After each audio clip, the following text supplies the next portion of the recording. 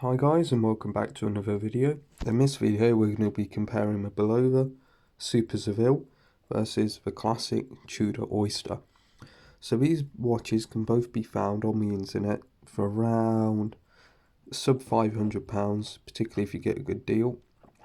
They're both quite iconic, both similar in size, dimensions, price, everything. And I'm going to tell you which one I think is better. So I'm going to put a case forward for each one, and then we'll have a quick discussion to see which one I think's the best. So we're going to start with Super Seville. So first of all, you can tell is a gold watch. I personally don't like gold watches, but if you're into that, it's very good. As you can see, it's actually silver plated. Silver is steel, which is obviously silver, and it's been gold plated. So it's not a solid gold watch. It's very light. It has obviously some benefits. It's very light. It's a lot cheaper to buy because it's not obviously solid gold. So then the movement in this particular one is a Ronda 515. It would usually be a standard Bulova quartz movement, but nevertheless it's very, very accurate. It keeps very good time, so that's one bonus. This model is the Super Seville calendar. As you can see, the inclusion of a date window there. Magnification is good, and you can clearly tell what date it is. Obviously, I want to point out that both these watches are old. They are used. There's going to be a few scuffs and stuff on them. So, yeah, I think the dial, if it will ever focus, the dial is very clean, very simple, does what it needs to do. Roman numerals around the outside, and then, as you can see, the standard markers with the Bulova logo at the top. And you can see this fluted bezel, which is very nice, and it's all very gold.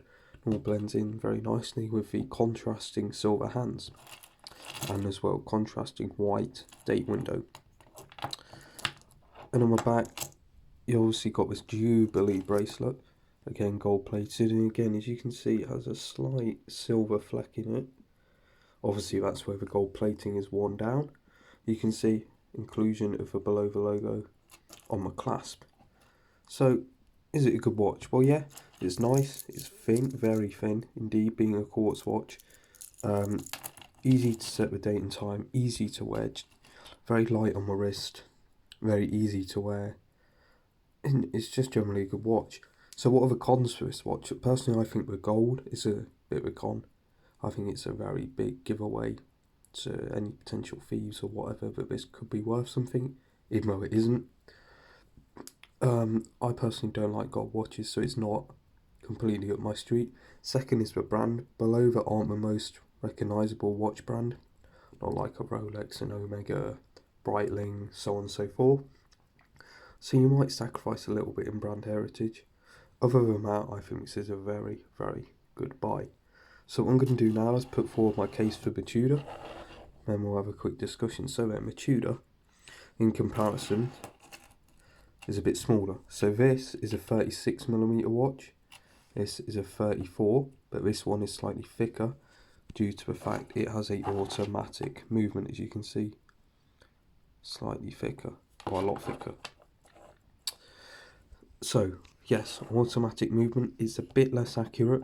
It gains about a minute a day, whereas this gains no time at all. Yes, it gains a bit less accurate, but if you would, but still accurate enough for, just general use. You can see a dial. You've got this kind of very nice faded kind of beige dial, with gold hands, gold markers, and the black text, classic Tudor Oyster rose logo.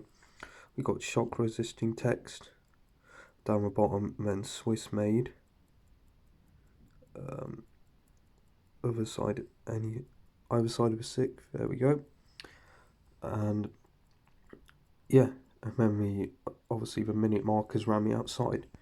And obviously it's got a classic steel case with a screw down crown, which I believe this watch is more waterproof than the Super Seville, so that could be a bonus. I don't have any official figures on that, so please don't go and drown it and blame me. So you can see this side of the case, there's no holes. You see the other side, There are holes obviously to press the spring bars out and release the watch strap. So that's a very Rolex thing they used to do. You can see cost saving by only drilling it this side. Some watches they'll drill it, cases they'll drill it both sides, but whatever. Bit better design than the Bulova there, where you've got a very small gap to get your tool in. This is a lot better designed. As well, the crown, still working fine. So as I mentioned, this is a 1987 watch, and this is a 1947. So this is 40 years older, twice as old as a Super Seville.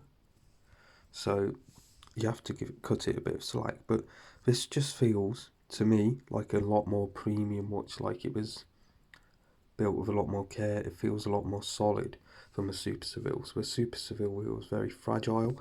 That can be demonstrated and very, in a word, cheaply made. That can be demonstrated by, in actual fact, the bracelet flex. As you can see, it flexes a lot. It should be completely straight and it's dipping down horrendously. So I'd say on the whole the Tudor is the better made watch. I think it's a bit more stylish, got a bit more of a recognisable brand. But the Bulova is a more accurate watch. Probably looks more expensive than it actually is.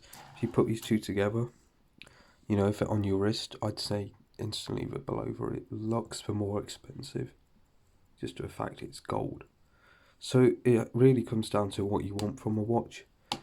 And both of these are really great buys. So okay, thanks guys for watching. I'll see you in the next one.